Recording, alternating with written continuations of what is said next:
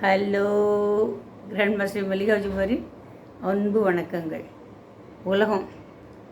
உலகம் அப்படின்னாலே இந்த அகிலம் முழுவதும் சொல்லுவோம். ஆக அகிலம்னாலும் உலகம்தான், உலகம்னாலும் உலகம்தான். இந்த உலகத்துக்கு இன்னும் வேறு என்னெல்லாம் பேர் இருக்குதுன்னு பார்க்கலாமா? வையம்னாலும் உலகம்தான். பார்னாலும் உலகம்தான். தரணி அதுவும் உலகம்தான். ஞாலம் அதுவும் உலகம்தான். மேதினி அப்படிங்கிறதும் உலகம்தான். புவனமுழுதாளுகின்ற புவனேஸ்வரின்னு ஒரு வாரத்தில் வருது இல்லையா? அந்த புவனமும் உலகம்தான். ப்ளஸ் உலகம்னாலும் உலகம்தான். என்னெல்லாம்?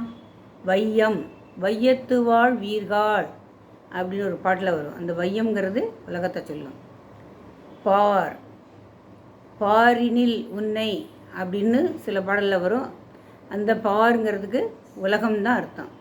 தரணி ஒரு பழமொழியில் கூட உண்டு.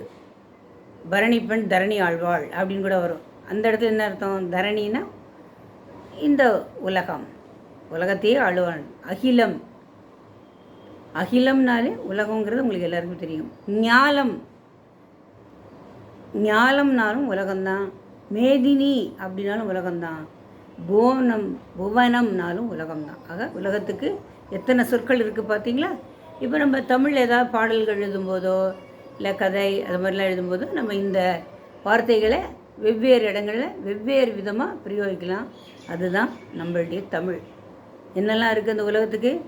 வையம், பார், தரணி, அகிலம், ஞாலம், மேதினி, புவனம், உலகம்.